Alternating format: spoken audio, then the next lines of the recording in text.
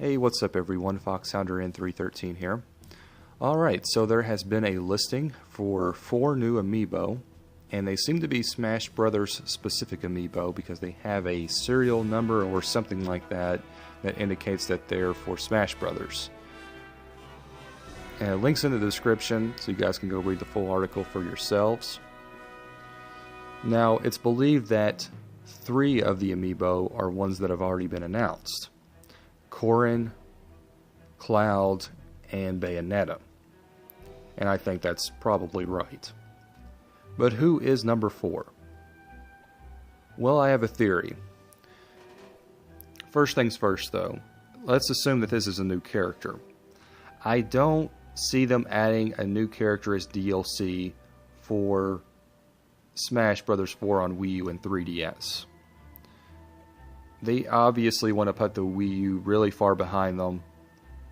And while the 3DS is still somewhat relevant, they haven't released new DLC for either of those versions, the Wii version or 3DS version of Smash Bros. 4, in a while. So if this is in fact a new character, I believe it will be part of Smash Bros. Switch. Now, as far as Smash Bros. Switch goes, I believe that that will be a port of Smash Bros. 4 from the Wii U. I think they will incorporate all of the stages from the 3DS version and Wii U version together, along with the game modes. They'll include all the DLC in the base package, and they'll sell that. And I think it's much like the Mario Kart 8 situation where, you know, there's not really anything they can add to the series. In terms of mechanics, it's pretty much as good as it can get. They're not going to go back to a melee style, much like they're not going to go back to a double dash style. You know, they might do some sort of double dash DLC, but that's a different story. And it would take them a long time to develop a brand new Smash Brothers game from the ground up, and it would be easier and more beneficial for them to just port the Wii U version and get it out there as soon as possible. Now, I think we'll either get a Smash Brothers focused Nintendo Direct between now and E3, or perhaps they'll just wait and save the announcement for E3 itself, which I actually think would probably be a better move, because you've got a lot of people, a lot of gamers out there that pay attention during E3 that don't really keep up with gaming news throughout the rest of the year, and you'll reach more people with that if you save the announcement for E3 as opposed to doing a Nintendo Direct. But either way, I think you're going to get an announcement for that, and they'll announce when these new Amiibo are coming out.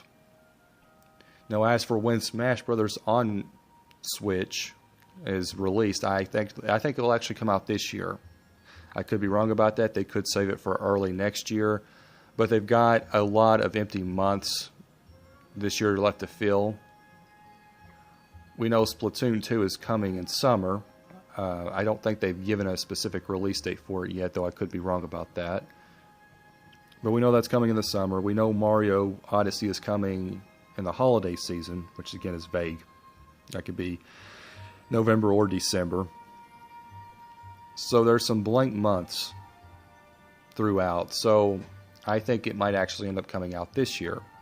Again, being a port, that's kind of an advantage where they can get it out a lot sooner. Now, who is character number 4? It very well could be just a costume change for an existing character. I think that's probably the most likely scenario. But if I can dream for a moment, I think it might actually be Snake. So Snake was a very highly requested character for Smash Bros. 4. Going back to when the game came out, this was still when Kojima was at Konami and still developing Metal Gear Solid 5: The Phantom Pain, he was asked whether or not he would like to have Snake in Smash Bros., to which he replied yes. But Nintendo wasn't going to get anything out of that. So I think they learned their lesson with Smash Bros. Brawl, having Snake in that game. They didn't get any Metal Gear out of it, really. We got Snake Eater 3D, which was okay, but if you look back at the early footage of that game, it looked a lot better than the final product.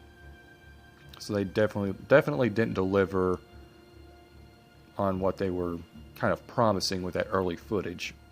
And that was a port of an existing Metal Gear game. I'm not opposed to getting ports of existing Metal Gear games. I've said before, I think that the Kojima developed Metal Gear games are masterpieces, especially the first 4.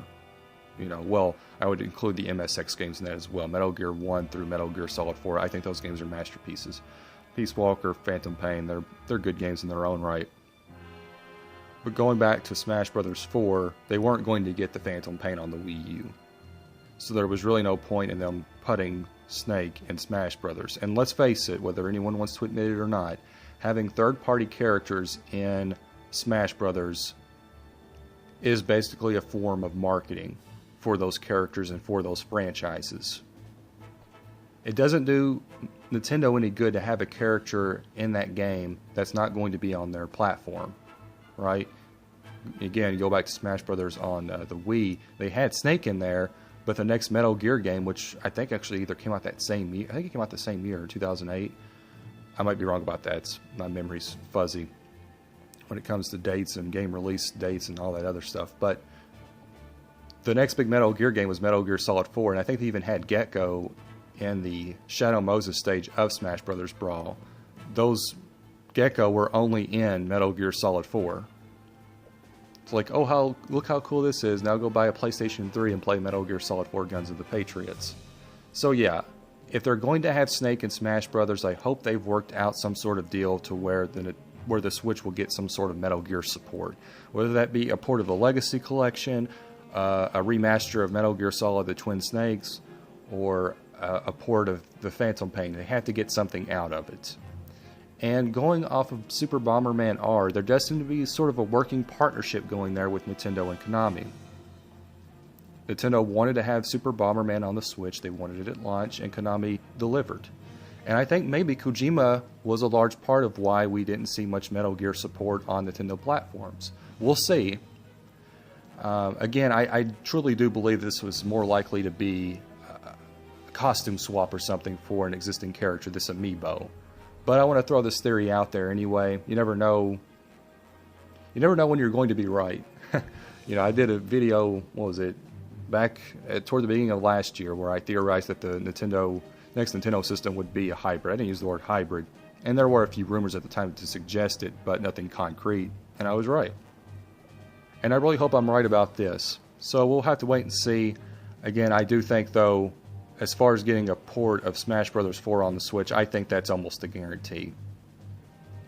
And people assume that because it wasn't announced at that event earlier this year that it's not coming this year. Don't assume too much on that. They wanted to save some stuff for E3 or possibly a Nintendo Direct if they decide to go that route with it. Again, I would go with E3. But I'll keep you guys up to date on this, and we'll see what comes out of it. Don't let me get your hopes up, though.